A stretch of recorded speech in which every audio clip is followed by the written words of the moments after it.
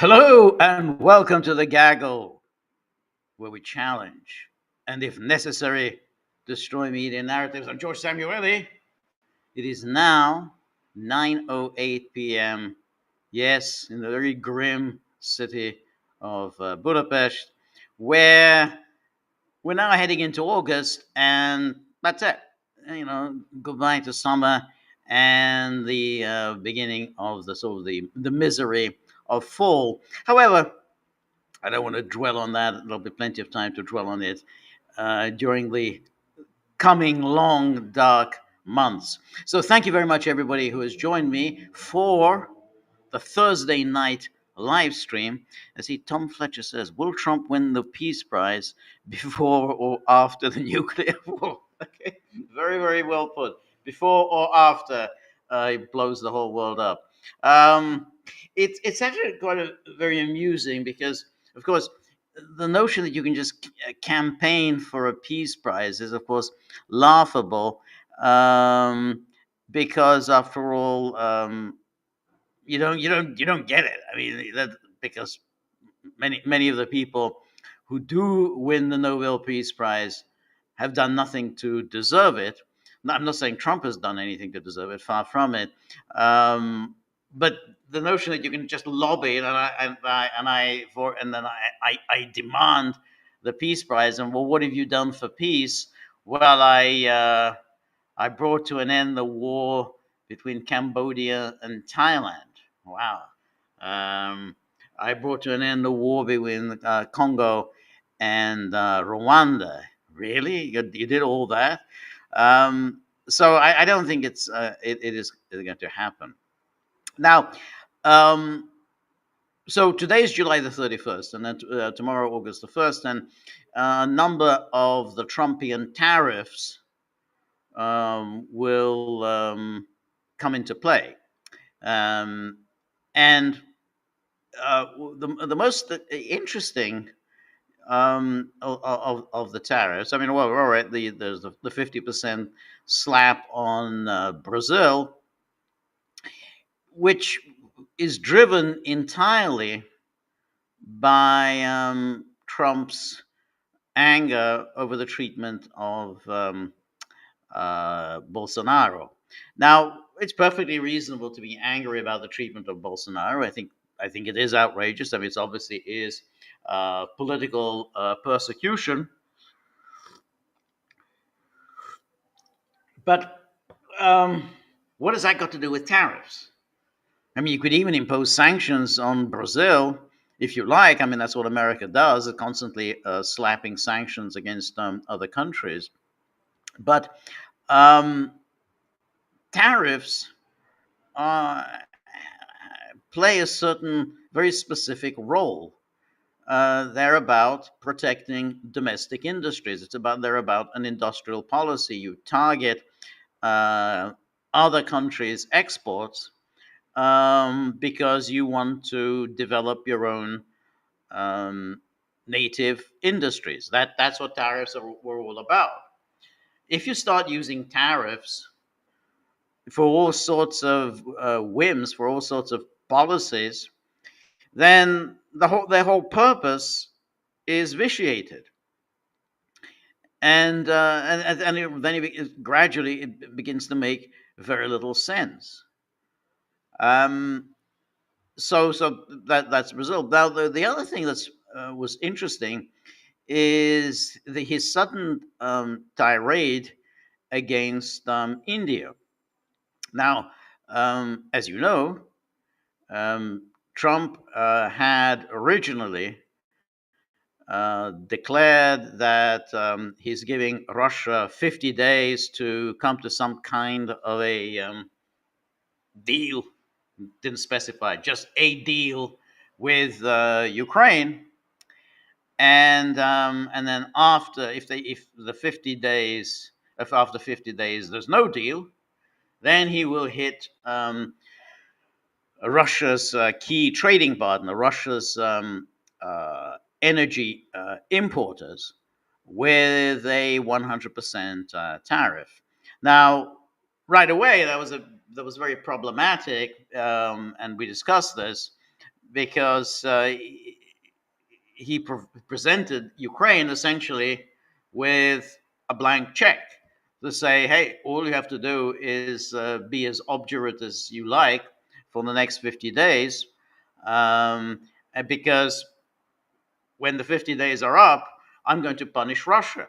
I'm going to blame Russia for the fact that there is no agreement.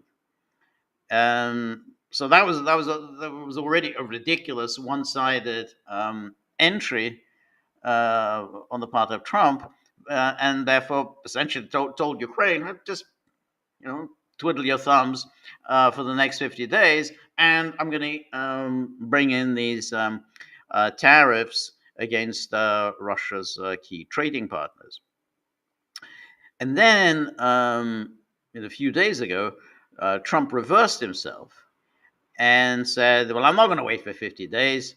I'm, just going to wait 10 to 12 days. And then, that's it. Then I'm going to start hitting them with Russia's key trading partners, namely India and China. I'm going to hit them with the 100% tariffs. Now, that the 10 to 12 days are why he said he's going to wait for 10 to 12 days. He said anyway, he's not even interested in talking, not interested in negotiations anymore. He's just going to go ahead and do it. But then he changed his mind again and announced that he was going to hit India with 25% tariffs. Now, this was also very puzzling, and because this then blends into Trump's tariff policy, and has again very little to do with what he was supposed, which the tariffs were supposed to be about. But as I said, which was about industrial policy, but instead is using tariffs in order to force countries to reduce their tariffs. In the case of India, India is has one of the highest tariff barriers in the world. So to force them to reduce their tariffs and allow American industries greater access to their markets. So that was the problem with India, because India just did have huge tariffs. It was very difficult for the United States to break into the Indian market, particularly when it comes to agriculture, which employs a lot of people in India. So that was the part of with India, that he was threatening to hit India in order to get India to reduce its tariff barriers. But as I say, getting India to reduce its tariff barriers has nothing to do with your industrial policy, which is to encourage cutting edge industries in the United States. But that, in turn, got entangled with the policy with Russia, with his threats to hit India and China, which are the main importers of Russian fossil fuels, to hit them with tariffs to punish them for continuing to import their energy from Russia. But now he said, I'm not even going to wait. I'm going to hit India with the 25% tariffs. So let's first of all take a look at what he did, what the truth that he sent out. This was a couple of days ago. And here we have, he says here that, remember, while India is our friend, we have over the years done relatively little business with them because their tariffs are far too high. Yeah, which is quite correct. Among the highest in the world, and they have the most strenuous and obnoxious non-monetary trade barriers of any country. Then it says, also, they have always bought a vast majority of their military equipment from Russia and are Russia's largest buyer in energy, along with China, at a time when everyone wants Russia to stop the killing in Ukraine. So already he's accepted, and I mean we would discuss this, so we don't have to spend too much time on this. The premise is that whatever's going on in Ukraine, it's all about Russia killing in Ukraine. Russia's just going around killing in Ukraine. There's nothing else. There are no issues at stake here. The war isn't about anything. It's just about Russian killing in Ukraine. All things not good.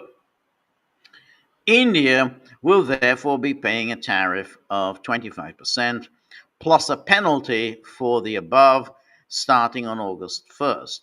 Thank you for your attention to the matter. So he mentions here in this truth that India has these huge tariff barriers, very true. They have non-tariff barriers, also very true. But then he brings up something else, which is, well, they're buying their military equipment from Russia. So that it irks him, not because that's they're getting their military equipment from Russia, because what has that got to do with Ukraine? But that they're not getting their military equipment from the United States. So no, you got to buy your military equipment from the United States, and then as an afterthought, he throws in, oh, and they are Russia's largest buyer in energy, along with China, at a time when everyone wants Russia to stop the killing in Ukraine. All things not good. So that's the original truth that he sent out to explain why he was going to hit India with a 25% tariff. But what's interesting about that, again, is that the whole issue of hitting India and China for buying their energy from Russia is that what you would have thought he would do is to separate India and China. I mean, since he regards China as America's primary adversary, that's what he says. He's been saying that now for 10 years. So he regards China as the big problem for America. Then he would want India to be aligned with the United States. And that's what he seemed to be doing during his first term. You remember when he had, Modi come visit the United States, when he did the whole Howdy Modi nonsense, with all the Indians living in the United States. That big rally. I can't remember what stadium was in. A huge rally. All Indian Americans were all there cheering Modi on. And that was part of at least a coherent strategy, because India is a member of the Quad. And clearly, it's part of the U.S. strategy of encircling and containing China. I mean, if you're going to contain China, you want India on your side. But now he's going against India. Now, the question, of course, arises: is Trump doing this in order to secure some kind of a big trade deal with India? In other words, he's got a big trade deal with Japan. Then he got a big trade deal with the EU. Now he's got a big trade deal with South Korea. And is that the plan, that this is just simply jockeying in preparation for a trade deal with India? Well, it's possible, but then you get into the situation it becomes very confusing which part of what he's doing is directed at Russia, and which part is it to secure a trade agreement? Um, and that seems to be just incomprehensible. It makes the policy kind of incomprehensible because um, he has said he intends to impose this 100% tariffs. Um, if he backs off from that, if he just simply signs trade deals with India and China in the coming weeks, and he backs off the 100% tariffs, then in a way, then his whole Ukraine policy will be baffling. I mean, I thought you were making this huge commitment for Ukraine against Russia, but apparently, turns out you are not. You're not. Now, maybe he's then going to allow Lady Lindsey Graham, to. Danaki says Modi was in Houston. Yeah, it was in Houston. Um, uh, yes. One said Indian Americans, not Native Americans. I think everyone understands that when you talk about Indian Americans, you refer to Indians from India. I mean, the so-called indigenous people are referred to as Native Americans, even though it's hard to say that somebody who's, even if they're generations, even if they came after the the Native Americans, why these people? Why, if you came, I don't know, if you're from, you came with the Mayflower, why you're not part of Native Americans? Anyway, I mean, everybody comes from somewhere. But anyway, let's go on with the the truths that Trump was blasting out. Um, so then, after he sent this, just in case we didn't get the message, he sends out another truth saying we have a massive trade deficit with India. So again, he's mixing all sorts of different issues, which makes it just very confusing to figure out what is he trying to do with India, and particularly why aren't you using India against China, which is what a common sense position would be. I mean, if doing some serious foreign policy, why you are essentially bringing India and China together. And then Trump sent this out. He says, I don't care what India does with Russia. They can take their dead economies down together. Well, it's interesting that he refers to India as a dead economy. Um, because, I mean, obviously it's not quite the same level as the United States economy, but it's hard. It's surprising to say that it's a dead economy.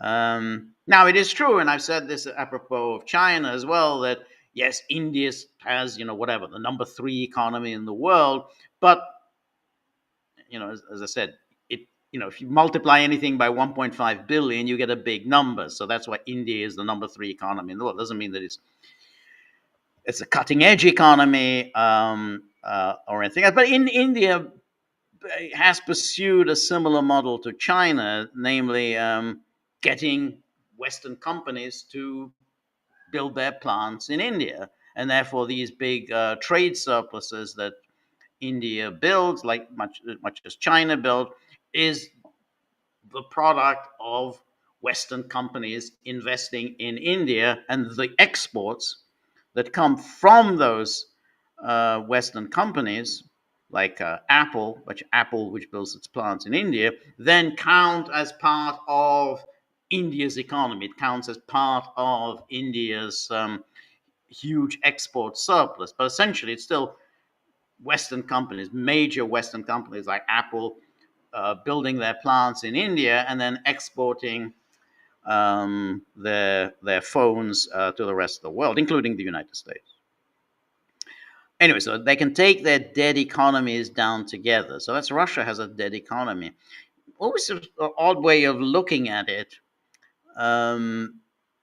particularly for someone like Trump, because Russia has things that people want, which is, it has energy. It's a big source of energy, and of course, it has agricultural produce. So if you got that, not to mention all the other things like gold and precious metals and uranium and rare earths and all the rest, then you got a pretty solid economy. Anyway, it says here that we have done very little business with India. Their tariffs are too high, among the highest in the world. Likewise, Russia and the USA do almost no business together. Let's keep it that way. Let's keep it that way. Well, I can see that. I mean, let's keep it that way because, the United States doesn't really need Russian energy. It doesn't need Russian agricultural produce. It does need Russian uranium. So it's not like Russia doesn't has nothing that the United States wants. I mean, there's uranium, rare earths, which again the United States wants. And so it says, well, let's keep it that way and tell Medvedev, the failed former president of Russia, who thinks he's still president, to watch his words. He's entering very dangerous territory. Now, this was, of course, a little surprising because you think, well, why is he singling out Medvedev? Now, Medvedev was president. You remember he was back in the day when he and Putin did a swap. I think it was 2008. They swapped. Medvedev had been prime minister. Putin was president, and then they swapped jobs. Medvedev had a turn as president, and Putin was prime minister. And then in 2012, when Medvedev's term was up, Putin then returned and ran for president, and he was elected as president in 2012. Now, and then from then on, Medvedev was back being a prime minister, and then he was, I think, 2020, he was removed as prime minister. But no one ever loses his job in the Russian hierarchy. So then he got this position as, I think, deputy head of the National Security Council, and it's hard. I don't know what exactly he does all day as deputy head of the National Security Council. I think it pretty much just sending out tweets or messages on Telegram, in which he is, he's the fire breather, thundering and shaking his fist at the West and threatening nuclear annihilation, and he's reminding everyone about the great days of the Red Army and World War II and so on. So, but the Trump's attack on Medvedev was kind of interesting. I mean, why would the president of the United States deem it, appropriate to attack Medvedev, who really isn't not a very important figure, from what one can gather? He doesn't seem to be part of the Putin inner circle. And so he launches his attack, and it's kind of interesting because this isn't the first time that Trump and Medvedev had engaged in this this kind of repartee. Because if you recall, just after the bombing of Iran, Medvedev had said, "Oh, a lot of countries are now going to provide Iran with nuclear weapons." It was a silly thing to say. No evidence for it, but Trump picked up on that. So first of all, take a look at what it was that provoked this latest Trump Trumpian attack on Medvedev, says Trump's playing the ultimatum game with Russia. 50 days or 10. He should remember two things.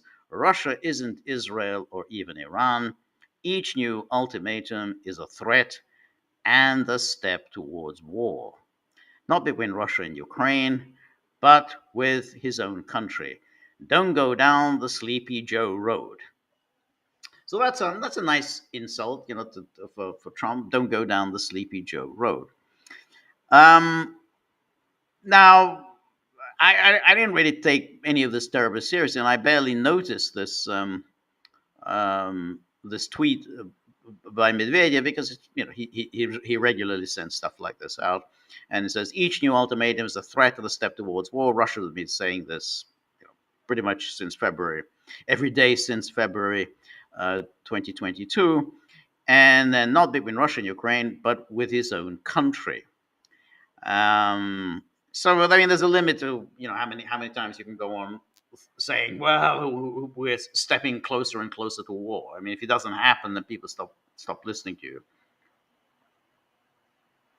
That may be foolish, and then one should go on listening, but there it is. I mean, if you keep saying, "Well, with this step, we're one step closer to war," and then there is no war, then people stop taking that seriously. Anyway, don't go down the Sleepy Joe road. And after Trump had sent out that truth, Medvedev had responded not on Twitter, not on Truth Social, but on his Telegram channel and in Russian.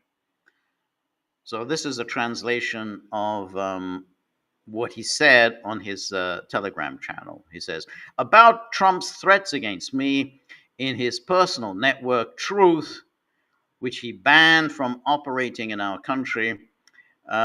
If some words of the former Russian president cause such a nervous reaction in the entire formidable US president, then Russia is right in everything and will continue to go its own way. Okay, so he's saying, well, if we cause this much nervousness within the mind of the U.S. president, then hey, Russia must be doing something right. And then he says, and about the dead economy of India and Russia and entering dangerous territory. Well, let him remember his favorite films about the walking dead, as well as how dangerous a dead hand that does not exist in nature can be. I have to say, I never really watched The Walking Dead, so I don't get the reference. So maybe somebody who's watching can figure out what exactly that reference to The Walking Dead is. I guess it's because it's post-nuclear apocalypse. That's what he's referring to. Anyway, but it's interesting then to go back to their previous contretemps, which was after the bombing of Iran, when Medvedev expressed skepticism about what Trump had accomplished. So this was Medvedev had sent out a series of let's first of all take a look at what Medvedev sent out, and then look at how Trump responded. So here we have Medvedev says, what have the Americans accomplished with their nighttime strikes on 3 nuclear sites in Iran? Critical infrastructure of the nuclear fuel cycle appears to have been unaffected or sustained only minor damage. I'm not sure how Medvedev knows this, but okay, it says that. And then he says, the enrichment of nuclear material, and now we can say it outright, the future production of nuclear weapons will continue. Well, this is very interesting because he says the enrichment of nuclear material will continue, okay. Or at least Iran intends to continue enriching nuclear material. But then he says, and now we can say it outright, the future production of nuclear weapons. Well, that seems very odd because Iran's position, which Russia had more or less supported, was that they have no intention of producing nuclear weapons because of the fatwa issued by Supreme Leader Khamenei. So why would Medvedev say that their future production of nuclear weapons? Because even if they were capable of producing nuclear weapons, there is the fatwa. So no, we can't do it. That goes against Islamic teaching. But he then says, the future production of nuclear weapons, which is not Iran's position. As far as I can know, I mean, it's Russia has kind of accepted that Iran has no interest in producing nuclear weapons. But then he says this was the key. So Medvedev says a number of countries are ready to directly supply Iran with their own nuclear warheads. Well, that's very interesting because who were these countries that that are ready to supply Iran with their own nuclear warheads? I mean, the only country that I can think of, I guess Pakistan. Not sure Pakistan would be willing to supply nuclear warheads to Iran. I don't think Russia is. I doubt India is either. So it's hard to know who exactly he's referring to that they're ready to supply nuclear warheads. China? I don't think China is either.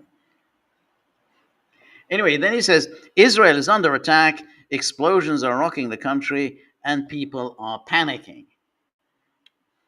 So that was because, of course, if you recall, after the U.S. strike on the three nuclear facilities, the attacks between Israel and Iran continued for another 2 days before the ceasefire. And then the U.S. is now entangled in a new conflict with prospects of a ground operation looming on the horizon. And then Iran's political regime has survived and in all likelihood has come out even stronger. The people are rallying around the country's spiritual leadership, including those who were previously indifferent or opposed to it. Donald Trump, once hailed as the president of peace, has now pushed the U.S. into another war. Well, nobody ever hailed him other than Trump himself. Has now pushed the U.S. into another war. The vast majority of countries around the world oppose the actions of Israel and the United States. At this rate, Trump can forget about the Nobel Peace Prize, not even with how rigged it has become. What a way to kick things off, Mr. President. And now let's go back to what Trump said in response to this this Twitter thread. He says, did I hear former President Medvedev from Russia casually tossing around the N-word, nuclear, and saying that he and other countries would supply nuclear warheads to Iran? Did he really say that? Or is it just a figment of my imagination? If he did say that, and if confirmed, please let me know immediately. So it's like, did he say that? I don't really. So he's suggesting that he doesn't really look at Twitter, so he wouldn't know what it is that Medvedev said. Please tell me what it is he said. The N-word should not be treated so casually. I guess that's why Putin's the boss. By the way, if anyone thinks our hardware was great over the weekend, far and away the strongest and best equipment we have, 20 years advanced over the pact, is our nuclear submarines. They are the most powerful and lethal weapons ever built, and just launched the 30 Tomahawks. All 30 hit their mark perfectly, so in addition to our great fighter pilots, Thank you to the captain and crew. So I guess he brings up nuclear submarines in order to suggest, hey, what we did to Iran, we can do to Russia. So it's you'd have to say, both Trump and Medvedev were kind of shooting their mouths off. I mean, Medvedev was clearly shooting his mouth off by saying, some of the things he said were, I think, reasonable about that Iran has survived, is probably stronger, at least internally. I don't think militarily it's stronger, but I think internally it was stronger than it was before. I think the people rallied around the government that they probably were not at all enthusiastic about. But since the government is under attack, they're going to rally around the government. So I think he was correct there. That this was unprovoked aggression by Israel and the United States, and that this unprovoked aggression met with almost universal opposition within the world, not in Europe, of course, not in the West, and not in NATO land, but in the rest of the world. So I think he was correct there. But to say that countries are bidding to pass on nuclear warheads to Iran, that just seems ridiculous. That does sound like Trump. So it's almost like Trump and Medvedev were basically both just shooting their mouths off. And now again, we're seeing Trump and Medvedev going at it. So, but going back to the topic, which is the tariffs that Trump intends to impose on India starting tomorrow. He may change his mind between now and I guess midnight on the East Coast. But other than that, the 25% goes in. I guess he feels that 25% is not inordinate given the size of India's tariffs against the United States. But it does confuse issues and makes the whole thing rather baffling. He's got he wants India as part of the Quad. He wants India as an ally against a growing China. He wants then to punish India and China as a way of getting at Russia. And then he wants to sign a trade deal. So these are all kind of mutually incompatible objectives. And so India certainly hasn't made any moves to placate Trump. But I do think this tone is striking in its in its belligerence toward India, particularly given the line that he took in his first term with the whole Howdy Modi thing and everything else, and he went out of his way to organize that rally in Houston, and just to show, hey, this is our friend. And now he's talking about dead economies. Now, of course, one shouldn't take Trumpian rhetoric too seriously. However, he's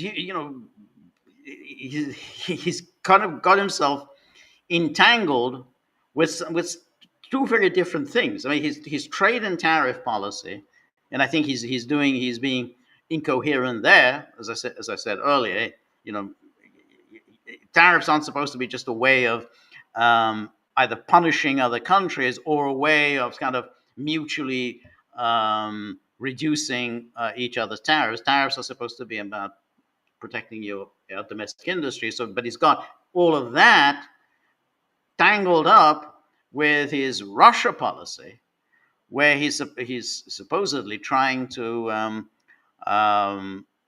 move Russia's allies against Russia, to apply it. So they will apply pressure on Putin. In other words, that that Putin will have nowhere to sell his oil, and then he'll be forced to come to the negotiating table. It's not going to happen, of course, but at least that's the calculation. But this just has nothing to do with tariffs. So now the other thing I wanted to talk about is every year Viktor Orban, the Hungarian prime minister, he goes to Romania, and they have this university in Romania, and he kind of delivers this kind of lecture, this tour d'horizon about the world, how everything's going in the world, and he normally, it's everything he says is kind of you've heard it all before. Quite impressive that he's able to do it. He speaks without notes. His speeches are long, and so he speaks extemporaneously, which is quite impressive. And he normally uses these occasions to talk about Christian Europe, the need to protect Christian Europe, the need to build families, the need to curtail migration into Europe, and of course, his enemies in Brussels. And then, of course, he has the issue of war and peace, namely Ukraine. I mean, this has been a constant theme of his. That there's a catastrophic move among Europeans, among the EU, and among NATO to instigate a war with Russia, and that Orban, will have nothing to do with it because, very understandably, 2 world wars took place in the 20th century. Both world wars were, incidentally, primarily, well, I don't know, I mean, but in large part, they were West versus Russia. So certainly it was West versus Russia in World War II, but also, to a certain extent in World War I. On the Eastern Front, it was the West, Germany, fighting it out with Russia. And so that each time we have these wars, West versus Russia, world wars, we Hungarians get absolutely punished for it because we're right in the middle, and we're going to lose out on this system. We don't want these wars, and we're going to lose out. Of course, Orban kind of is a little bit creative in his historical accounts, because while it is true that Hungary didn't want the World War I and the whole folly of the ultimatum that was issued to Serbia was primarily Austria. That was Austria who instigated that, not Hungary. But Hungary naturally got dragged into that war in a huge losses, huge casualties, and then of course after World War I came Trianon, which was totally painful and humiliating for Hungary when it lost 2/3 of its territory, lost a huge numbers of Hungarians now found themselves living outside Hungary proper. But in World War II, Hungary did join in Hitler's invasion of the Soviet Union. So yes, it was West versus East, war against Russia, but Hungary took part in it. Hungary took an active part in it as a thank you, a way of saying thank you that Hitler had, through the 2 Vienna Awards, had given back some of the territory that Hungary had lost at Trianon. So Hungary got back some of Romania, and Hungary got back some of Slovakia, and the Transcarpathia. So, but Hungary got absolutely slaughtered during World War II. I mean, Hungary was at Stalingrad, really, really huge defeat. Um, and after the defeat at Stalingrad and the terrible beating that the Hungarians took there, Hungary began to make overtures, uh, first to the Western powers, but then later the Soviet Union, to get out of this war. But it really wasn't very easy to do because the the Western powers, particularly Great Britain and the United States, were really in no position to enter Hungary and support the Hungarian government. I mean, the Americans were bogged down in Italy in 1943, and really with little prospect that they were going to make too much progress in Italy so they could get to Hungary. And and basically it was it was only really the Red Army that was likely to come. Now the problem for Hungary, of course, was that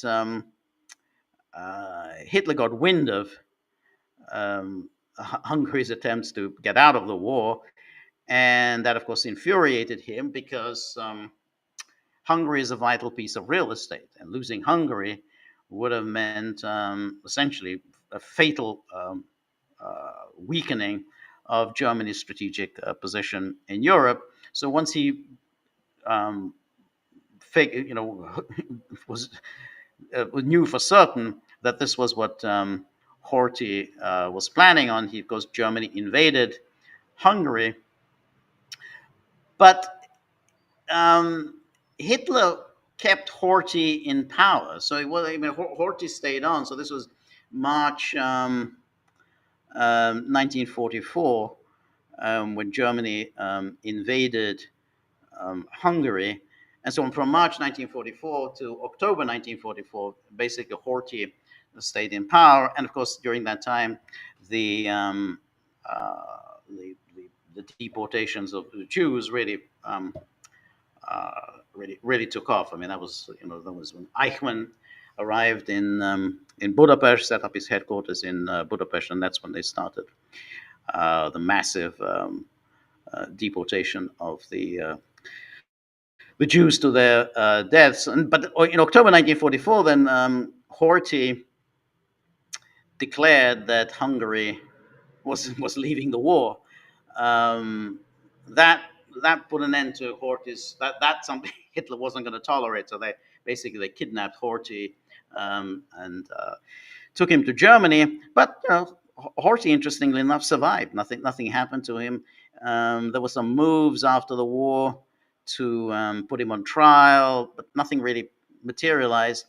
And Horthy was allowed to go to Portugal and kind of lived on for another, I think, 12 years in Portugal. And so, one of the few people who survived the war. But the point is, anyway, that Hungary made a lot of very bad decisions in World War II. It was certainly not an innocent bystander. Well, we were just caught in the middle. I mean, Hungary made certain decisions and got punished for it. And the big punishment, of course, came when the Red Army was the one that liberated Hungary. And then, of course, the Red Army stayed on through to 1989. So now that's all of that is the sort of Hungarian history that Orban is well aware of, and he tends to. But as Hungarians are wont, they don't really like addressing this aspect of their history. I mean, they much like say, well, we were just the innocent victims. We're kind of first innocent victims of the Germans, and then we were the innocent victims of the Russians. So nothing at all that Hungary did was in any way brought this on them. But anyway, he went to Romania. Now, what's striking about what Orban is now doing is, let's recall, during the Biden years, over and over again, Orban kept repeating that, well, the only way we're going to get out of this war in Ukraine, is if Trump comes back to power. He said, yeah, that's the only way. That's the only way this war can come to an end. Trump needs to come back to power. And so, as Trump was campaigning for return to the presidency, he would continually invoke the name of Viktor Orban. He would go to these rallies in the United States and he'd say, well, do you know this guy, Viktor Orban? And, at first, Americans had no idea who the hell is Viktor Orban. He's this really tough guy. He's this tough, with Trump, anyone whom he likes is a real tough guy. So Orban is a really tough guy. He's really tough. And what he says is, the only way we can get peace in the world is if Donald Trump comes back to power. And so, yeah, that's what. And he would say this was part of his stump speech. Do you know this guy, this real tough guy in Hungary, Viktor Orban, and that's what he says. And that isn't exactly what Orban was saying. That once Trump comes back to power, Trump will bring peace. Trump will end that war in Ukraine. Now, Orban made a gamble during the Biden years. The gamble was that he had very bad relations with the Biden administration. He had very bad relations with the American ambassador to Hungary. And I mean, the American ambassador was openly, he would deliver speeches in Hungary openly attacking Orban. It was almost unheard of. But remember when Biden had that democracy summit, and he would invite Saudi Arabia, but it wouldn't invite Hungary. So Saudi Arabia, well, you clearly belong in the community of democracies, but Hungary doesn't belong to that. So, but anyway, he took a gamble on openly supporting Trump, and the gamble paid off. Trump won, and so it seemed as if, well, that's it. He's in good odor in Washington, and he'll soon be visiting Washington, as a conquering hero. He made the right choice. The right man won. But above all, Trump would indeed bring peace. That was the very thing that this was what Orban was promising. And you remember when Orban took over as the European Council, the president of the European Council. It's a Buggins turn. You have a stint. Every country has a 6-month stint, and so the 6-month stint came, and he of course used that 6-month stint to engage in peace missions. Of course, he did it in a private capacity. He didn't do it in any way representing Europe, but he went. He went to visit Putin. He went to see Zelensky. He went to Beijing to talk to Xi Jinping, and of course, he went to the United States to talk to Trump. Biden wouldn't see him, so he went to talk to Trump. So this is all part of his peace agenda. And like everybody else, when Trump came back, then you go, okay, well, let's see peace. Let's see if he's going to now deliver on this peace. Well, Trump hasn't really done that, and to say the least. But curiously enough, Orban hasn't changed his rhetoric. He still somehow seems to be living in this fantasy that any day now Trump is going to use his power, his influence, his charm, whatever, to bring peace. So anyway, here was some of Orban speaking in Romania at this university. And and here is saying that um, that well, this is the usual things, but that we are part of the Western alliance system, but we also need to be part of the Eastern economy. This is not openness, but balance. Hungarian foreign policy and the Hungarian national strategy must strive for balance if we want to live through the coming decades as a nation, as the Hungarian nation. And then after the World War, let us return to Europe. Will there be a European war? The threatening shadows of a world war are visible, and European war is a reality. So he's been saying this very consistently. A European war is a reality. This is not a question of a future European war, but a current European war. The Russo Ukrainian war is a European war. In fact, Europe has been playing with fire, or I could say with hell, since 2014 and the Crimean conflict. If you remember, Western politics describes the Russo Ukrainian conflict as a clash between democracy and authoritarianism. I do not know if they really believe this or if they are just saying it, but it certainly has nothing to do with reality. Or if it has, it is completely irrelevant in this case, the case of war. In fact, democracy or no democracy, the idea that Ukraine belongs or could belong to the West actually means the breakdown of the power equilibrium between the West and Russia. And a breakdown in the power equilibrium, especially if it is military in nature and Ukraine's NATO membership is at stake, will always be an existential crisis for those involved. This is how they will react. The West did not understand this and therefore started a spiral of war by seeking to draw Ukraine closer to the West, or to put it more charitably, by accepting Ukraine's aspiration for such closeness. It is important to remind ourselves that it is natural for a nation to aspire to belong somewhere, for example, to the West, and that it would be natural for those who wants to be among NATO or European Union, for example, to say, of course, come on in. But only amateurs think in this way.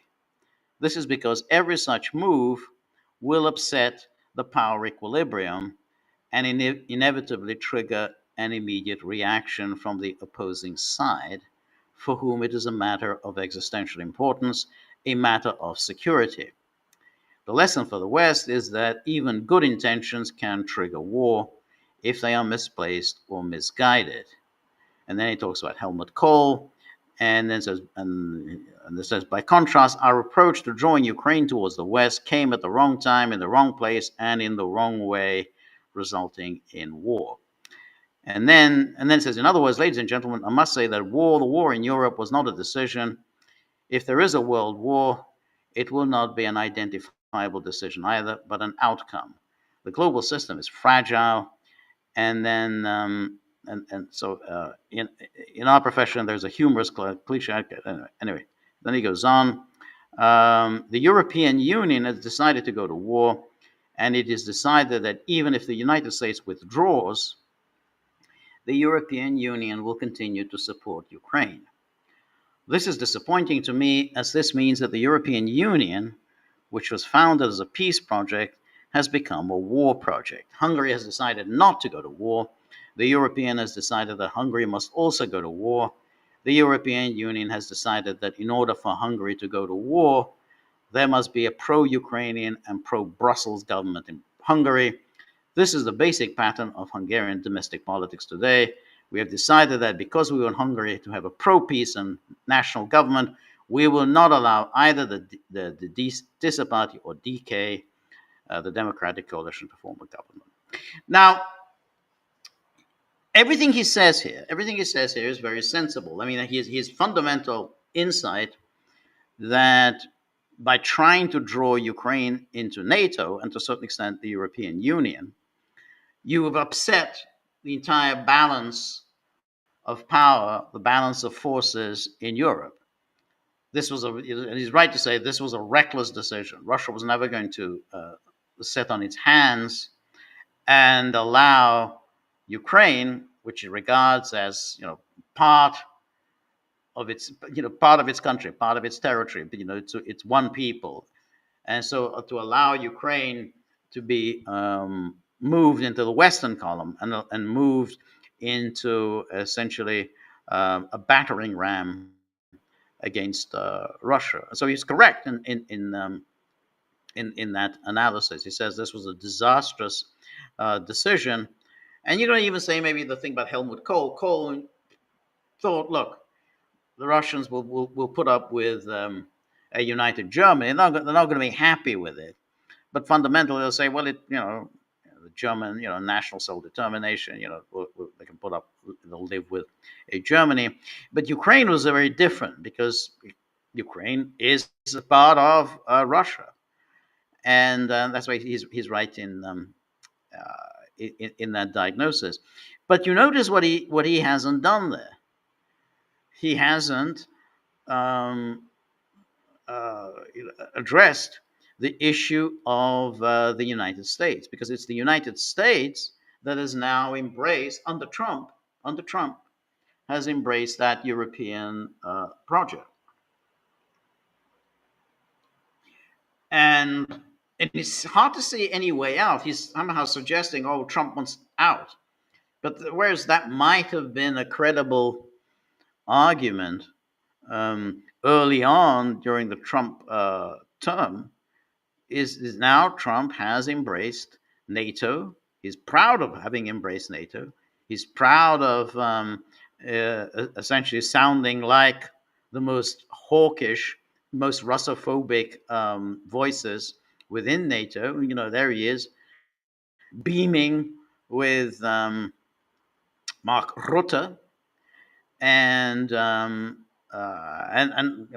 promising arms for Ukraine. I mean, what you're not getting from Trump is a peace plan. I mean, some kind of a serious peace plan, something that is likely to bring the war to an end. And that would be something along the lines that Orban obviously has in mind, which is, look, you're just going to have to accept that Ukraine is within Russia's sphere of influence. Not a big deal. There's no reason to start pulling our hair out. But you're just trying to pull Ukraine into the West. You're kind of you're working against the forces of nature. And when you work against the forces of nature, then they're going to kick in, and it's going to be extremely painful. But it is true when he says that there is a determination on war. They do want to go to war. Europe, NATO, they want to go to. They're now determined on war. If they weren't, then why would they select as their chief foreign policy spokesperson, chief of foreign policy, Kaya Kallas? Now, Kaya Kallas, her one mission in life, her one goal, is to provoke a war between the West and Russia. She has no other objective. That's all she wants to do. She wants to provoke a war between the West and Russia. Now, she's made no secret of her objective.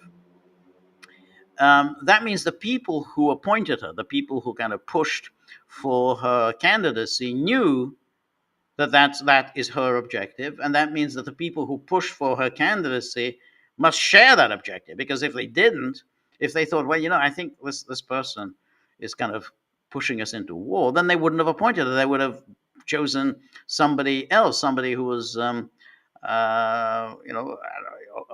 a mind that Europe needs to come to some kind of an agreement with Russia. So Kaya Kallas is exactly the person you don't want if you want to pursue peace. That Kaya Kallas is exactly the person you do want if you want war.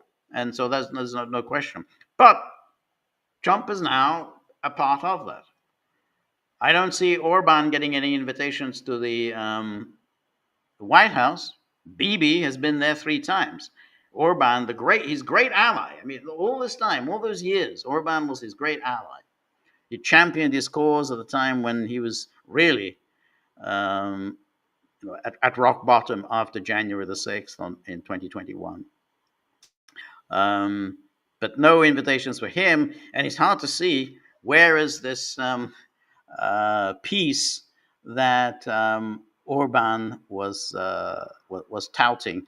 That all we need is uh, Trump back in the White House, and there will be world peace.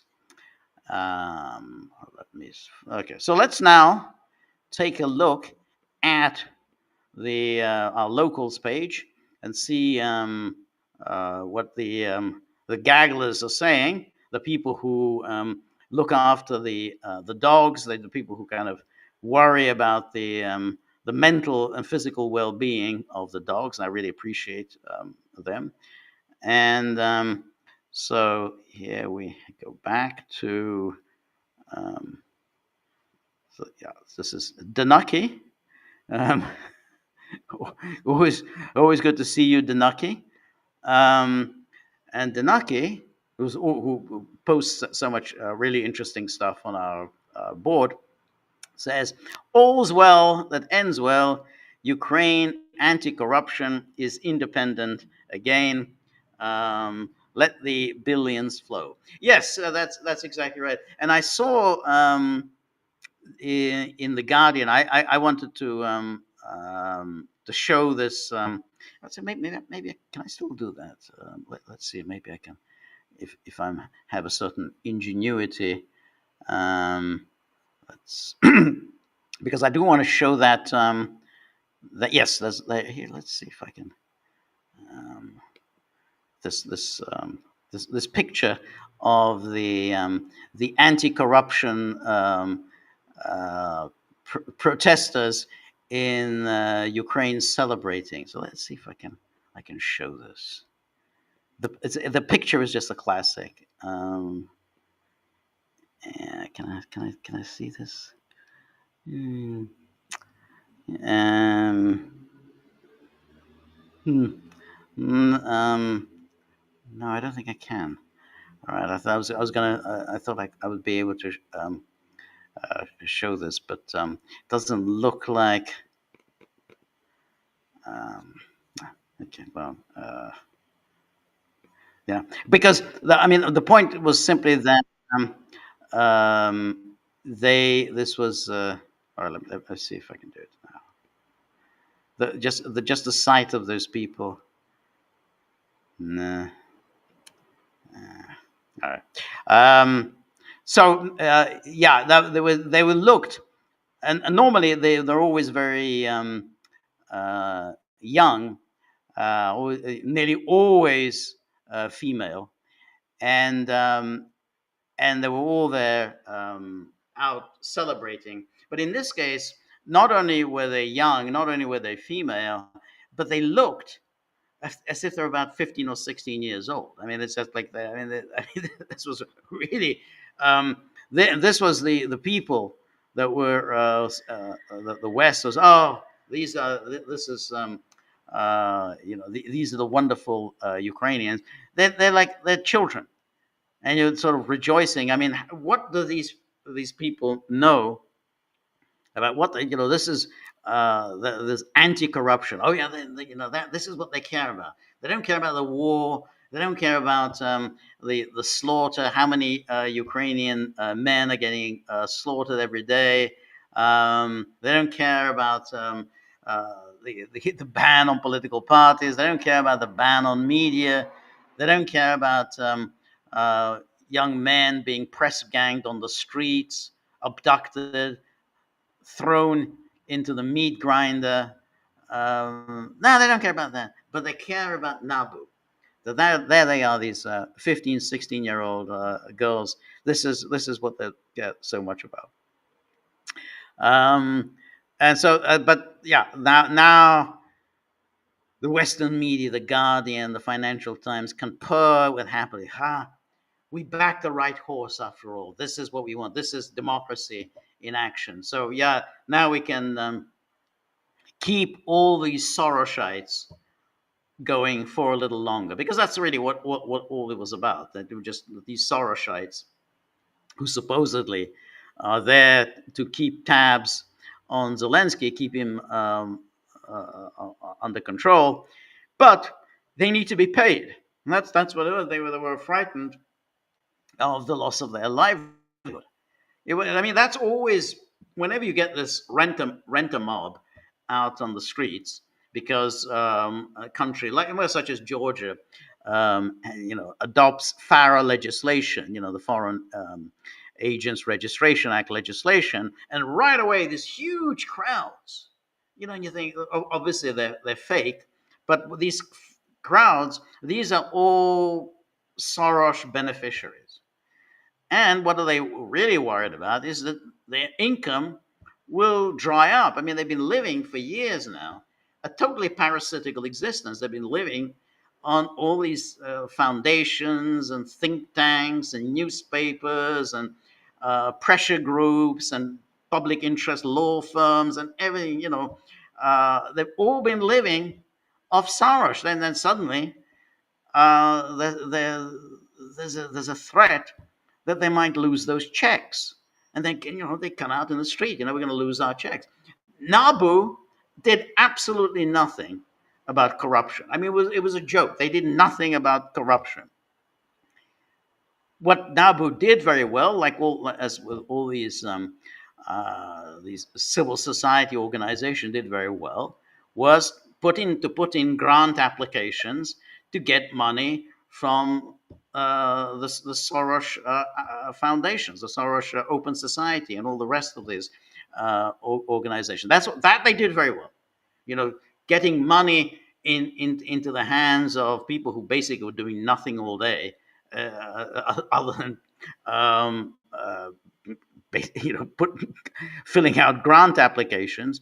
That they did very well, and of course that's what they were so worried about with that adoption of this legislation, was that the checks were going to run out, and that got people out on the street. But happily, the checks are back, and all these young people who do absolutely nothing all day, except talk to Western journalists or publish articles, and then on hand to denounce Russia. That's they're back. They're going to keep enjoying their checks from the Soros foundations. Anyway, thank you, Danaki. Robert, Chow from New Jersey, where it's raining cats and dogs. Well, misery likes company, so that's it's good that it's not good for you, but it's like I get heartened by anyway when somebody talks about misery. But no, but seriously, I don't wish misery on you. Dale Owens, good to see you again, Dale. Evening all from a not so hot Lombardy. Yeah, it is very interesting. Was it now 2 weeks ago we had all the heat wave hysteria? The Guardian giving over the entire newspaper about this heat wave, unseen, unheard of in Europe. People are dying in the streets from this horrific heat wave. Wherever you go, people are just dropping dead. And now we're kind of back to a rather cool summer. You have to keep this climate change agenda going, and therefore you have to always wildly and ridiculously exaggerate the weather. Anyway, Danaki says, we, like a Russian Quora user said, why should, like a Russian Quora user said, why should the US stop? They're making a killing selling weapons and energy to Europe, and they get idiotic Slavs to kill each other. Win-win. I agree with that. Of course, why should they stop? There's no reason. No one has ever presented a reason why they should stop. The United States, neither the United States nor Europe have particularly suffered. There's been no suffering. The Americans, in particular, are doing very nicely out of this because they've got military-industrial complex humming along pleasantly, and the Americans are boosting their energy sales. Very, very nice for them. Suffering no really adverse consequences. They haven't lost any lives. The only people, as you say, the only people who have lost lives are the Russians and the Ukrainians. So, yeah, the Slavs killing one another. Now, this is why I don't see this war in any way coming to a definitive conclusion. The idea that we're going to end up with some kind of a peace conference a la Versailles, a la Helsinki, where Russia and the United States and some key NATO powers are going to get round the table, and a new security architecture is going to be hammered out, and there's going to be a new concert of powers, as there was after the Congress of Vienna in 1815, Potsdam, or any of that. It's never going to happen. It is not going to happen. There is not going to be any conference. There's not going to be any concert of powers. There's not going to be any peace treaty. There'll be no negotiations. At best, from Russia's perspective, is that Russia will grind out a victory in the Donbass and in Kherson and Zaporozhye. They will grind it out. They have the resources, they have the will, and they will secure this territory. But that's about all, because the West has no interest at all in any peace deal with Russia. Absolutely none. And that's why they are talking now in this way about, well, we're afraid that Russia might attack one of the Baltic states in the coming couple of years. We need to be ready to seize Kaliningrad, because in other words, they're already preparing for the continuation of the war. There's no preparation whatsoever for any kind of a security conference, which is what Russia has wanted all along. They're not going to get it. And so essentially, the West is already planning opening new fronts. Moldova, obviously a major front, a front in the Balkans against Serbia and Bosnia-Herzegovina, and then, of course, a front with Armenia and Azerbaijan, and with the Zangezur corridor. I wanted to talk about that, but we'll talk about that in next time. That's it. In other words, Russia, the West is planning for a long, protracted war against Russia. So even if that Ukraine collapses and that the front in the east collapses and Russia takes all that territory, pushes Ukraine out of those oblasts and incorporates them within the Russian Federation. So even if that happens, the core Ukraine, the sort of the what Russia calls the neo-Nazi, whatever Ukraine, will be a part of the West and will continue with this war against Russia. So that's it. There's no Potsdam, no Vienna, no Versailles, no Helsinki. None of that's going to happen. So anyway, and thank you, Danaki. And then Danaki says, Trump's right about India buying a lot of Russian hardware, even though that is changing and will probably change even more so in the future. I tend to agree with you. I think that this will have an effect on India and on China. If they feel that, look, we are basically putting ourselves in a vulnerable position. After all, the United States and the West are key trading partners of ours. They're more important trading partners than Russia is. They're just much bigger economies. We need access to their economies. that's absolutely going to have an effect on how they make their decisions. I think, well, we can't just we go on. Yeah, we can go on importing our energy from Russia, but it comes at a cost because we're being kept out of the U.S. economy, and therefore they will make changes. They will make changes as to where they're going to get their energy from. So it will absolutely, Russia will have fewer outlets as a result of this. It's not going to happen overnight, but there's no question that India and China will change their energy purchases. And then Danaki says Modi was in Houston, if I remember correctly. Yeah, I think it was absolutely. I think it was in Houston. Incidentally, Indian Americans, not Native Americans, they are the exact opposite, are the most successful ethnic group in the U.S.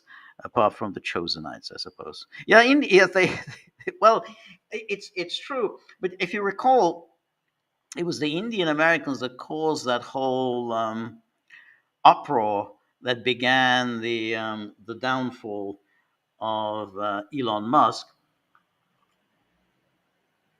because Elon Musk kind of, he relied, and of course, all of those Silicon Valley types have been importing Indians for years. They've been entirely inundating Silicon Valley with Indians and using this H-1B program.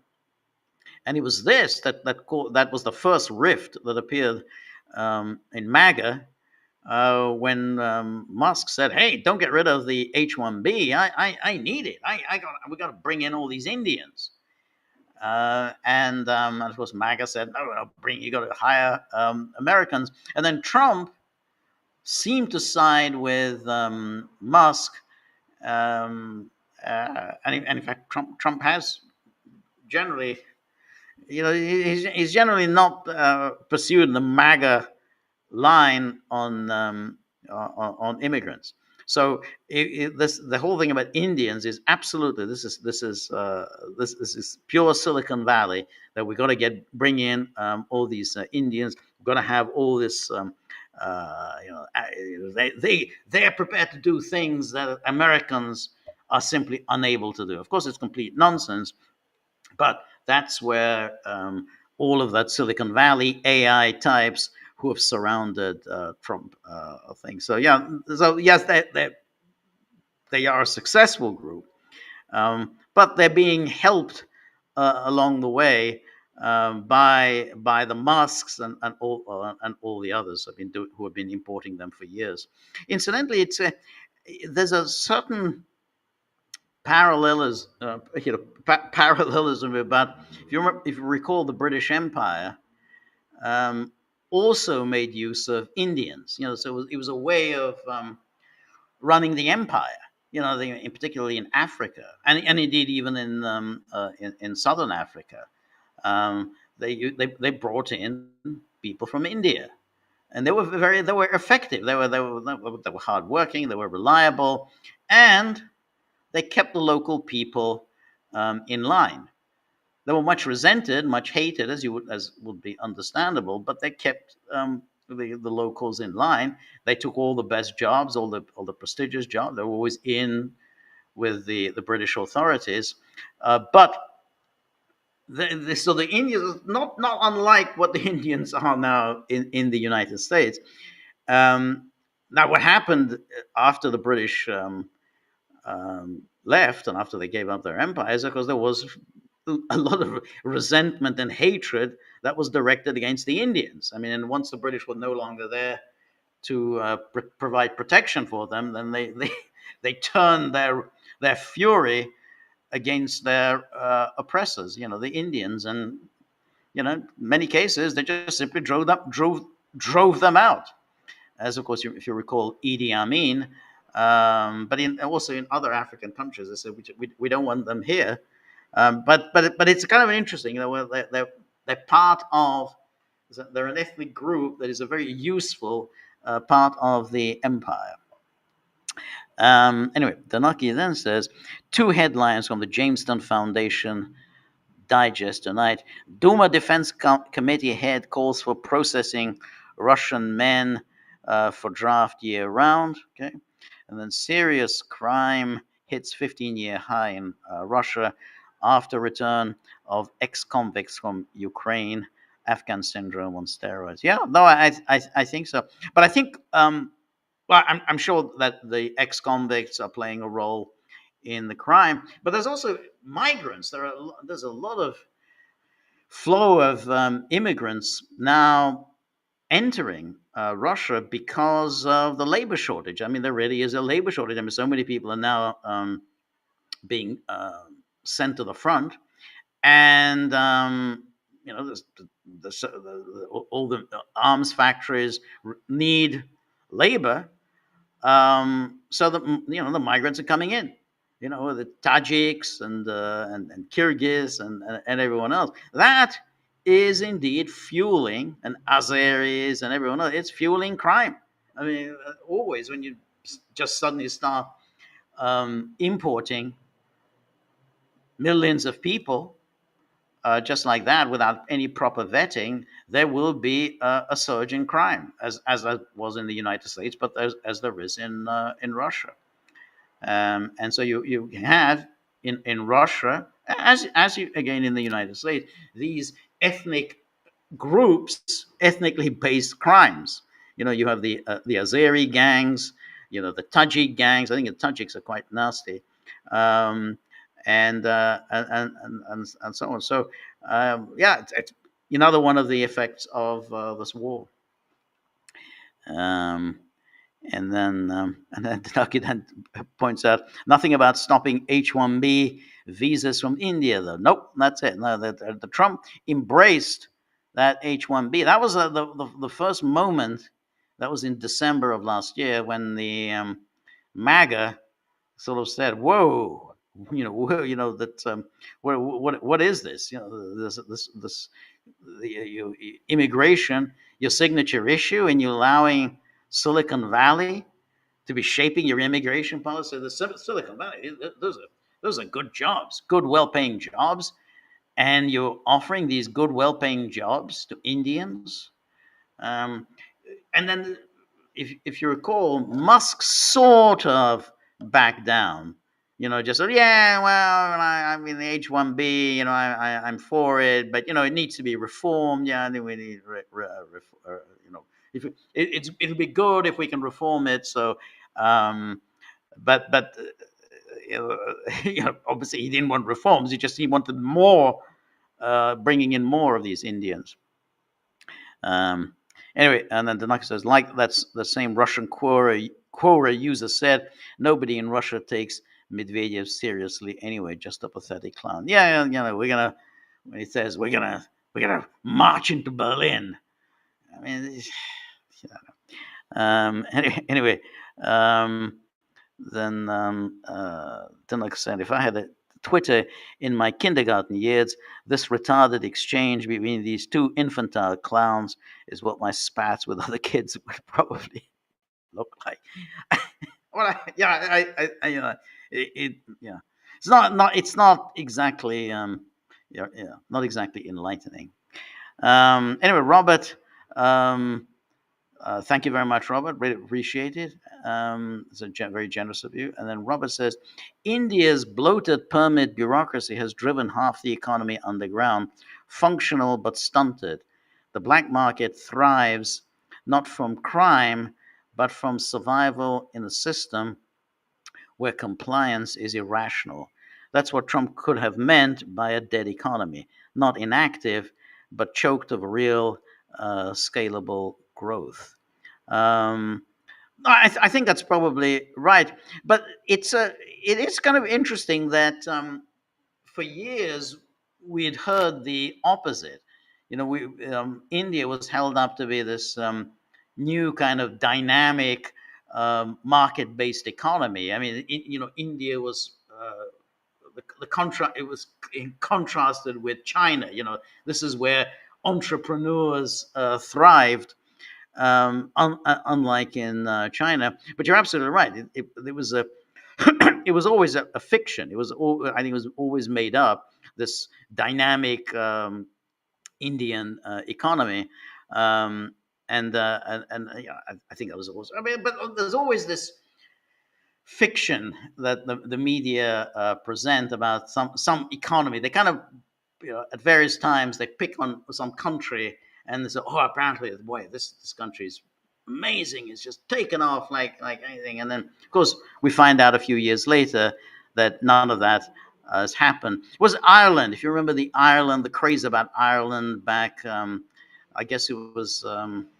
When I was about, I guess it was in the 1990s, the Ireland craze. That was apparently the most dynamic economy in Europe, completely made up, total fiction. Um, and we knew it was a fiction at the time of the big economic crash of 2010 and 2011. So the same goes with India. So I absolutely agree with you, Robert. So thank you. And then Cynthia, always good to see you, Cynthia. And as I always say, the film, come and see the Soviet film, award-winning Soviet film, 1985. Very harrowing, very hard to watch. Please do make the effort to see the film. And as you do so, read Cynthia's really interesting, fascinating observations and really interesting research. There was a lot of lot of interesting information that she had found and presented there for our education. So really appreciate it, Cynthia. So please absolutely go and watch this film. Anyway, Cynthia says here that Professor Radhika Desai, who is a prominent political economist, would be an excellent guest to have on the Gaggle to discuss sanctions, tariffs, and trade deals. Okay, that's a good idea. I tend to see her with Professor Michael, is it Hudson? Michael Hudson, yeah, yeah. But that's a good, that's a good idea, yeah. And I heard her on Garland Nixon's podcast yesterday, and I learned a lot hearing her discussing these topics with Garland. Okay, thank you, Cynthia. It's an excellent suggestion, and thank you, Cynthia, as always, for your great generosity. I really appreciate that. And then Cynthia goes on, if Europe can't or simply won't pay for the US weapons for Ukraine, will Trump step in and have the US pay for the weapons in order to prevent Ukraine from losing the war? Yeah, I think so. I think they'll come to some kind of a deal. I mean, if the United States will lend the money, to if the Europeans says, "Oh, we can't afford it," so the Americans then will say, "Okay, well, you'll get it on credit, and then you'll pay us back, or let's say, or if you send them now, and then we'll replace them. Any replacements, you're going to basically have to pay for the replacements." I mean, I think they'll figure out some way in order to get the weapons there. The weapons flow isn't going to stop. So they're going to do some kind of a Peter pays Paul and Paul pays Peter approach. Get it on credit and promise to pay us back. In the next 50 years. So, and you raise a very good point. In order to prevent Ukraine from losing the war, that's I think is key. That I don't think the West and Trump in particular are going to allow Ukraine to lose the war in a way that would lead to a collapse in Kiev. I mean, in other words, yes, Ukraine may be driven out of the 4 oblasts, but that's about it. They're not going to accept Russia then crossing the Dnieper, Russia marching on to Kiev. That moment has passed. I mean, Russia could have done it in 2022, but didn't. But now I don't think the West would accept that. So I think that I think whatever it would require, I think they would step in and prevent a total collapse in Kiev. So they can give up the oblasts, but then they'll say, okay, that's it. You've got this, Russia. You can't take anything more. Anyway, so to prevent if he does that, we'll know for sure that Trump's goal is to defeat the Russians at any cost, or will he stand back and let Ukraine lose? Now, as I say, he won't. He won't do that. Um, I think they'll just make clear to Russia that we're not going to. I mean, maybe they'll allow Russia to develop a buffer zone. I wouldn't bet on it. I wouldn't bet that they'll allow a buffer zone. But they could allow Russia to take the oblast, but they'll still have most of Ukraine, and most of Ukraine will then be a de facto member of NATO. I mean, they're not going to invite Ukraine to join NATO. There'll be just too much opposition from within. But a de facto member of NATO, and the Kiev regime survives. So I think that's. But I think they will.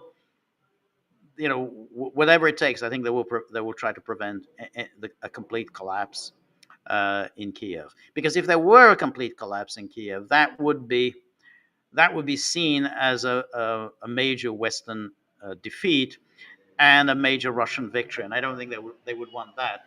But if they just simply say, okay, well, we lost the oblast, okay, and that's it, I think they can more or less say, all right, well,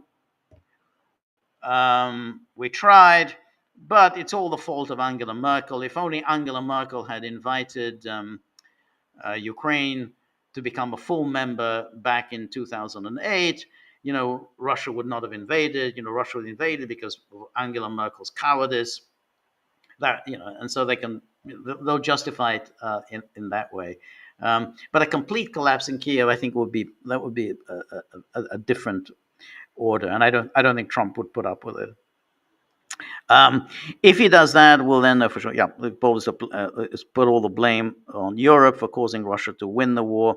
Which scenario is most likely to happen, and why? So, as I say, I think what they'll do is, and this will take some time. I don't think it's going to be over anytime soon, but I can imagine that, say, by the end of next year, the Russians will be able to grind out a victory in the four oblasts. But what they won't allow, I'm pretty sure, is for Russia to cross the Dnieper and to march on to Kiev. I don't think that's going to happen. And then to try to overthrow the Zelensky government. I think that Trump will not tolerate, and then essentially the war will not have settled anything. I mean, it's like one of those things. It's like the war comes to an end, but nothing will have been settled. NATO will continue to arm itself. NATO will continue with its belligerent Russophobia, and NATO will continue to open up new fronts against Russia and to try to make life difficult for Russia. Also, I think they're going to continue with waging some kind of a war inside the borders of Russia, whether via drones, via terrorism, via some kind of sponsoring irredentist movements in the Caucasus.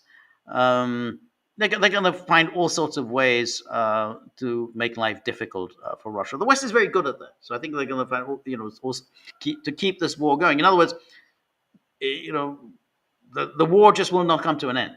There won't come a moment the war comes to an end. Just as I said earlier, there will be no peace conference. Absolutely no peace conference. There'll be no peace agreement. There'll be no negotiations. It's just simply, the war continues on different fronts. Anyway, thank you so much, Cynthia. Thank you for an excellent question. Thank you for your generosity. And then Denaki says, when Orban landed in Bucharest, he said, I have come to Romania. Now I'm going to Transylvania. It sat really well with us, as you would imagine. Yes. Well, I mean, as you know, Transylvania is a very it's a painful subject for Hungarians, but I mean, Orban has never suggested that Hungary would ever use force to try to resolve the Transylvania issue. All he did is, of course, to offer Hungarian citizenship to the Hungarians living outside Hungary. So not just the Hungarians in Transylvania, but the Hungarians in Slovakia, in Transcarpathia. He gave them all Hungarian citizenship, and that is also the core of Orban's support. I mean, Orban really relies on all of these Hungarian expatriates in Eastern Europe to support him in elections. And so he says these things about Transylvania, and he knows what he's doing when he says them, because these are his core supporters, his hardline supporters. And then let me go back. Where were we? And then it says, Danaki says, by the way, Hitler's very last offensive in March 1945, Operation Spring Awakening, was towards Lake Balaton. It is very, very interesting. I mean, that Hitler really, regarded this as a crucial piece of territory, and it's very interesting that he didn't try to secure it earlier. He kind of he liked Horthy. I'm not sure why. It wasn't exactly mutual. I mean, Horthy just didn't particularly like him, but he liked Horthy, and he pretty much allowed Hungary to run its own affairs all the way up to 1944, up until the moment when it was pretty much unambiguous that Hungary was trying to get out of the war, and that was the moment when the Germans invaded Hungary. But as I said, they kept Horthy on. Horthy was kept in power. So from March of 1944 through to October 1944, until Horthy just simply announced, clearly without really thinking it through, that Hungary was leaving the war, without really thinking of what the consequences would be if he announces that Hungary is leaving the war. But yeah, so you're right. I mean but another one of Hitler's kind of things that Hitler neglected to do. He neglected to secure the Hungarian territory, because Hungary was really the key to controlling the Balkans, and Hungary was key to the route to the Black Sea, and the key to getting troops to the Eastern Front. So, but he just kept Horthy on through pretty much through the war. Anne Marie, very good to see you. Thank you so much, Anne Marie. As everybody knows, Anne Marie is a very distinguished musician, a musical expert, musicologist. We're always learning so much from all her contributions. So, please enjoy all the music proffers in the Gaggle Music Club, and above all, read Anne Marie's contributions. It's always fascinating, because she brings her own personal experience to it, and I'm always learning from her. So I'm sure everyone else will. So anyway, thank you so much, Anne Marie, and thank you for all of your musical contributions. Now, Marty always sends us a humorous meme. Thank you, Marty, for your generosity. And here we have Kaya Kallas with Alex Soros. So that's it. They're two of among the worst people in the world. And Soros, obviously, behind what went on in Ukraine. Soros also, I guess that was still a father, seems to be quite heavily involved in the 2016 operation against Trump, the whole operation to smear Trump as an agent of Russia's. And but Soros, he has been really a kind of the master of Russophobia, father and son. And as I think Marty, you posted the other day that interview that his father gave to 60 Minutes. I think it has to have been 1995, so it's about 30 years ago. And basically he was describing he was boy, what was about 15 years old, of how he was used um, by the essentially the fascist authorities in Hungary to do make an inventory of properties of Jews and pick up and cart away the properties of Jews. And I mean, it was a shocking story that he told, but the tone of Soros was quite shocking, because it was even more shocking, not just the story, but he just seemed to talk with great amusement um, and about what he was doing, and said, "Well, I feel no real guilt about it." Now, you could say, "Okay, well, he was a boy, he was 15 years old." Um, Nonetheless, it's very strange that you don't have any guilt about it, looking back on it so many years later. Yeah, maybe but now as a mature person, you feel bad. I think any moral person would feel bad, even about things that he had done at the age of 12, 13, 14, even though one did it as a child. But nonetheless, it was a bad thing to do. You still feel kind of certain responsibility for what you did. Um, but he really didn't, and he talked about it in this very cheerful way of basically he took part in the Holocaust. This was part of what he did. So what was interesting in that interview, so it's on the on our locals board, so take a look at this interview that he gave to 60 Minutes. It's not that easy to find these days. You're not going to find this so easily. But um, he he doesn't have any real hatred for the fascists or Nazis, for the Germans.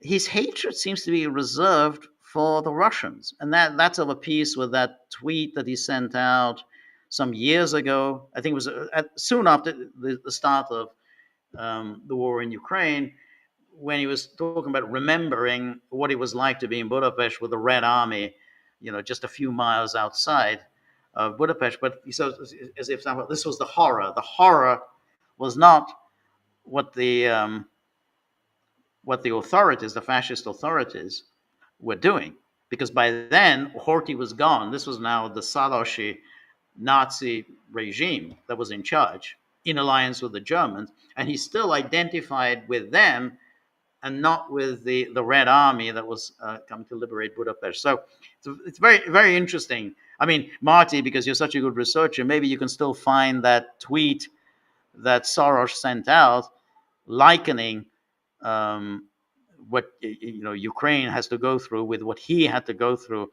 when with the Red Army just a few miles outside of Budapest. But that's a gruesome picture. You always post these gruesome pictures. There's Kaya Kallas with the ghastly Alex Soros, and then yeah, there they are. There they are. These young girls. Also, Marty posts. There they are. Some of them look. I don't think they're even 20 years old. They look so young. This apparently is what agitates them most. Not the killing, not the deaths of their brothers. Nothing as this Nabu. I guess the checks. They got to keep the checks have to keep coming in. I mean, then that's their plan.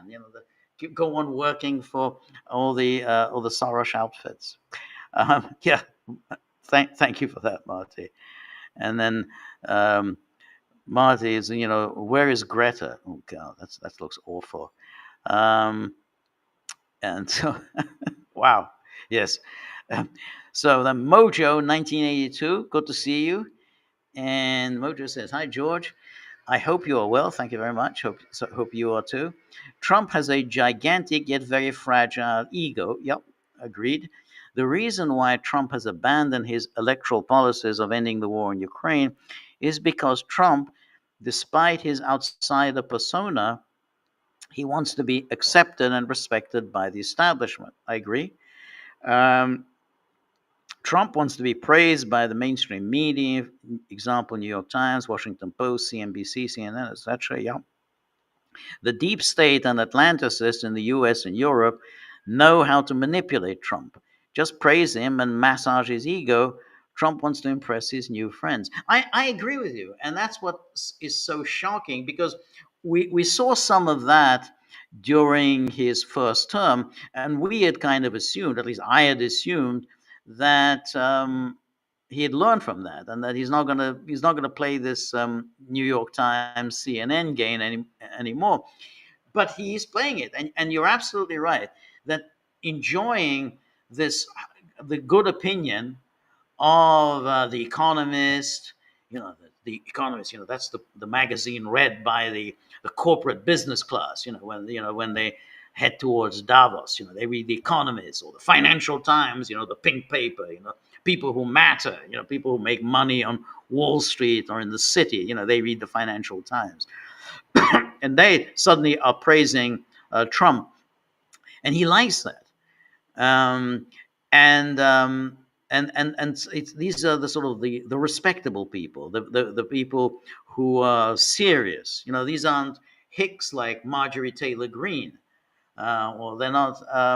And so I think that matters to them, and I think that these NATO types figured out how to handle Trump. The disaster was when Zelensky tried to start lecturing Trump. Trump hates that. But if you, um, coax him and praise him and worship him, just, always say something adulatory about him, however insincere, Trump apparently doesn't even realize how insincere all these words of approbation are. So when he sits there with Keir Starmer, and then Starmer turns to him every few minutes to say, "Well, it was thanks to your peace efforts, and thanks to your diplomacy, and thanks to your tough, uncompromising stance that we achieved all of this." Trump is purring. "Oh, yeah, thank you." But Starmer obviously doesn't think much of Trump. Obviously, he disagrees with him. Obviously, he finds Trump's position on Gaza and Israel disgusting. But he pretends that that Trump is this master peacemaker. You're the peacemaker. It's your diplomacy that's really achieved so much, and Trump buys into it. That they that this and they've all figured out that this is how you deal with him. Don't argue with him. Don't try to lecture him. That he hates. That's the worst thing you can do with him. But as long as you're praising him, he is happy. Now he's also getting this very good press. Notice the good press. His poll numbers are tanking, but he's enjoying a good press. And that is because he has changed his view on Ukraine, and that's the important one. Not the Israel and Gaza thing, because opinion is divided on that. I mean, nobody likes Netanyahu. Nobody really likes what Israel is doing, but they do like Ukraine. And because he's changed his view on Ukraine, he's now pursuing a different policy. He is enjoying a good press. I mean, the other day I'm listening to Chris Matthews. That's a kind of a name and a voice from the past. And Chris Matthews is extolling Trump. There's no one like Trump. No one, anywhere in the American political scene like Trump. The Democrats are hopeless. They can't produce anyone like Trump. Maybe they had Obama. Obama had some charisma, but they don't have strength. Obama didn't convey strength. Trump conveys strength. So this stuff.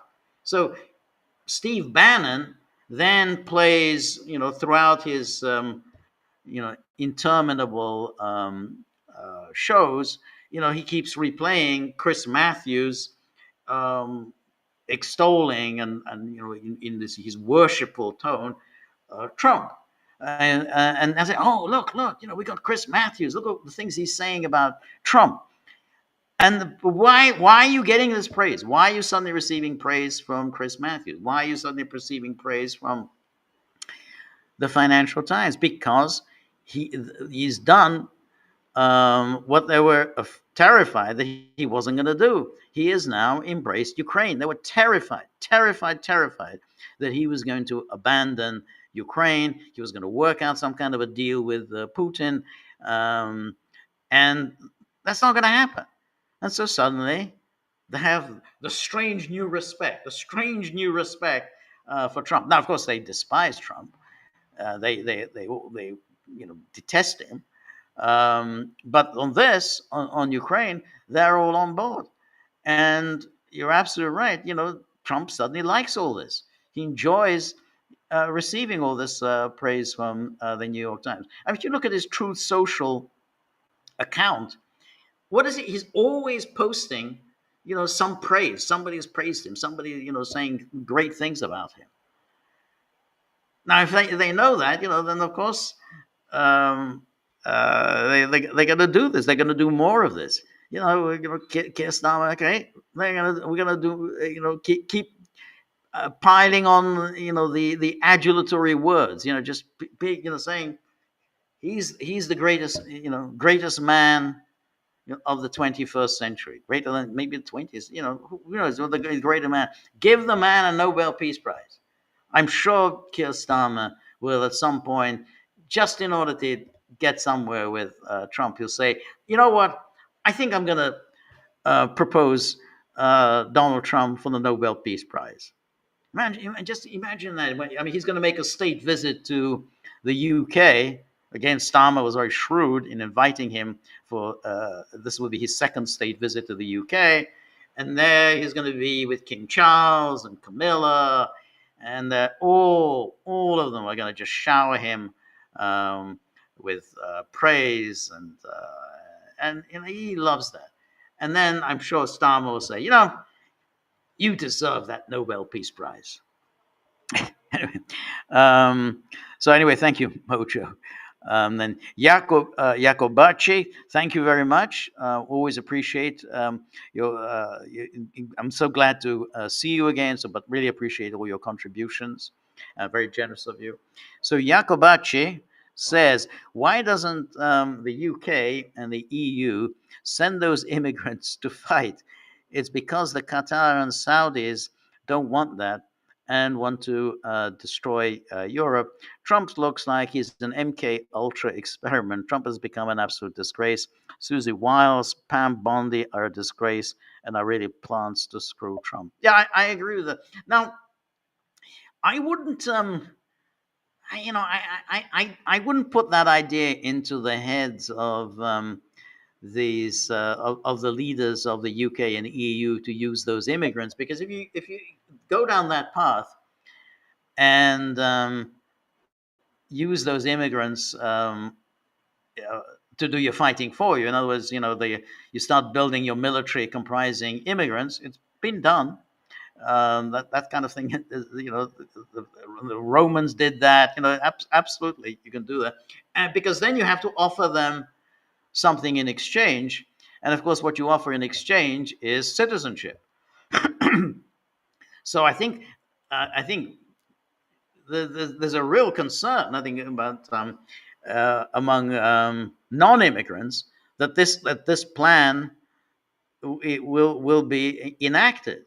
I mean, if they keep talking about this, the coming war with Russia, and then you say, well, where are you going to get the manpower from? Well, I mean, where else but from immigrants?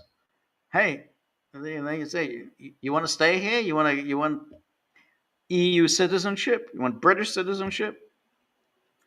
Serve for 3 years in the military, and you're on the path to citizenship.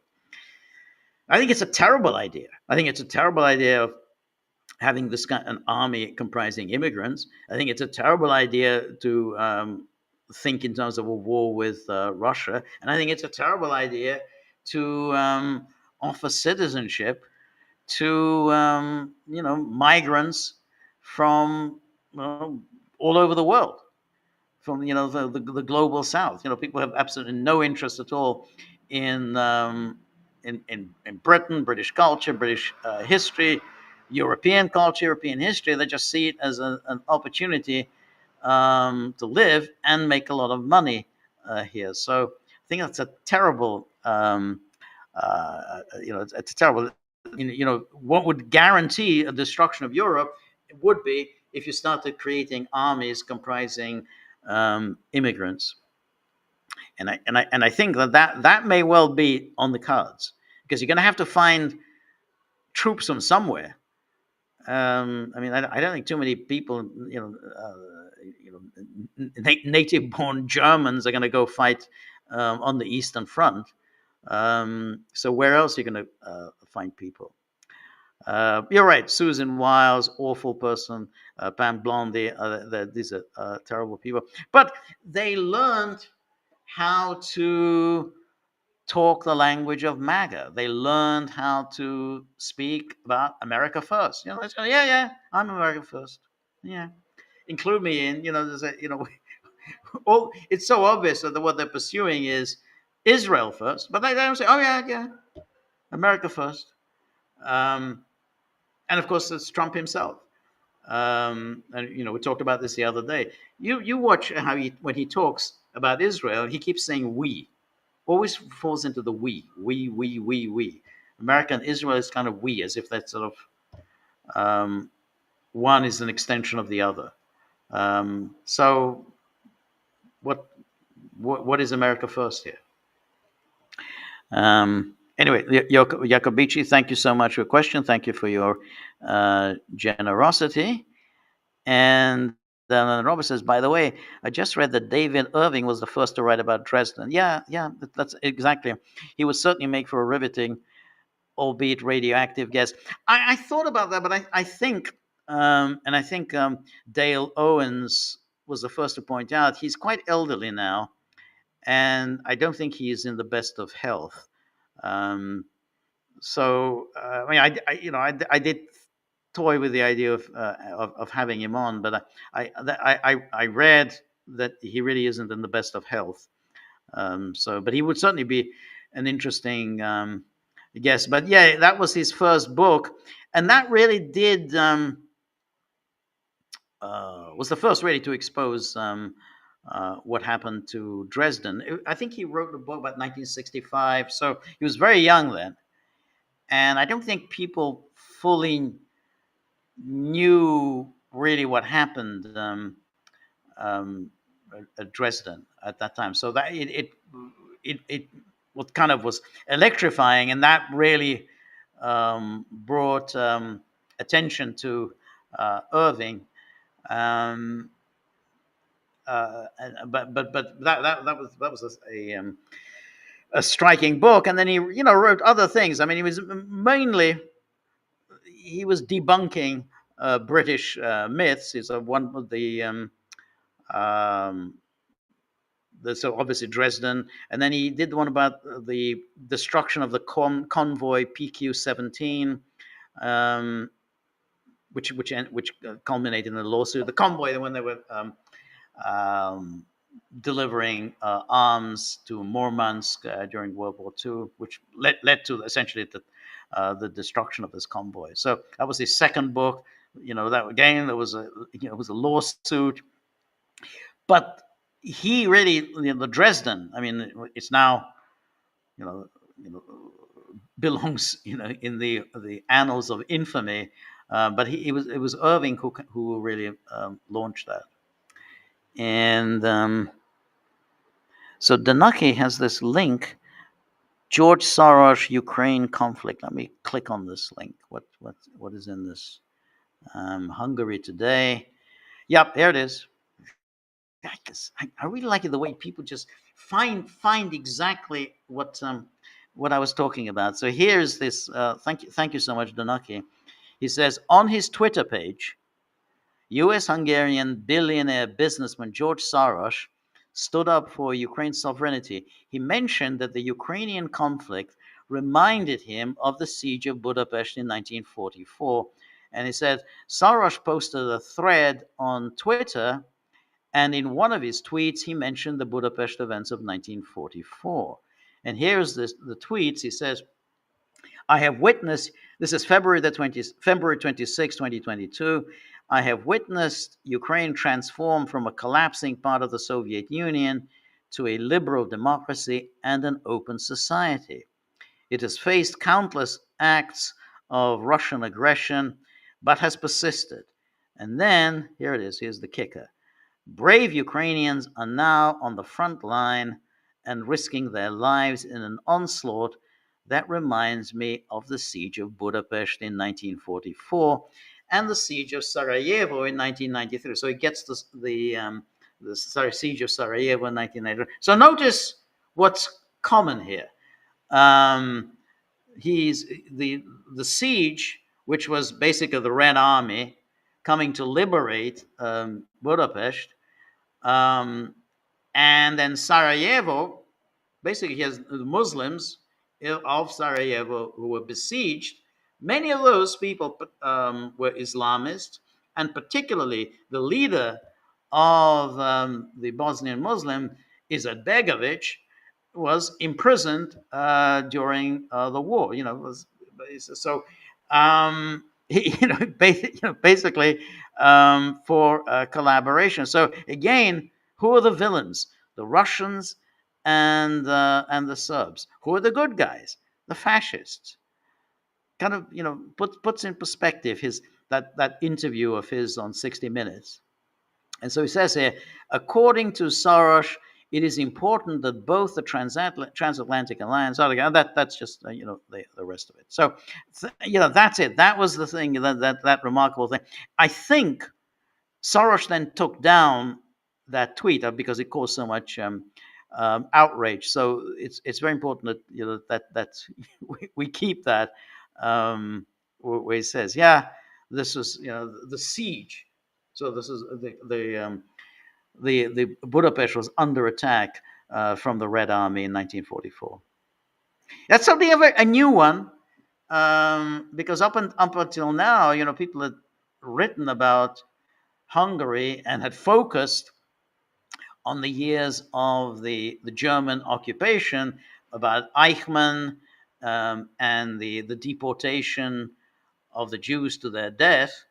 That had been the focus of what had happened in Hungary from 1944 on. But Soros now turned around. The real evil was the liberation of Hungary. So anyway, thank you for finding that, Danaki. And then and so Jacobachi then says the U.S. have played that before with the Irish and the Civil War, and the U.S. with the Mexican, and then pull the citizenship. Yeah, no, I absolutely. That's what the U.S. would do, and it's I think it's giving them ideas. I think I absolutely think if they're going to go to war with Russia, they need to find the manpower somewhere. The millions of migrants in the UK and in Europe will comprise that manpower. And then Danaka says, no, the tweet is still there. It links from the page. Okay. Oh, that's good. So it's the historical record. I thought that after because it came under attack, I thought that Soros had enough sense to take it down. But apparently he's quite pleased with it. So anyway, thank you so much, everybody who had joined me. My time is up. And I really appreciate all of your comments, all of these questions, and people finding all this really fascinating information. So we're going to have some podcasts over the weekend. We've got some special guests, appearing on the Gaggle this weekend. And then on Monday, we will do our live stream with Peter. And then on Tuesday, I'm going to do my solo. So I hope to see you all then. Thank you for today. Thank you for the generosity. I have to deal with those dogs tomorrow, as I always have to. But anyway, thank you so much for today, and see you soon. All the best. Good night. Bye-bye.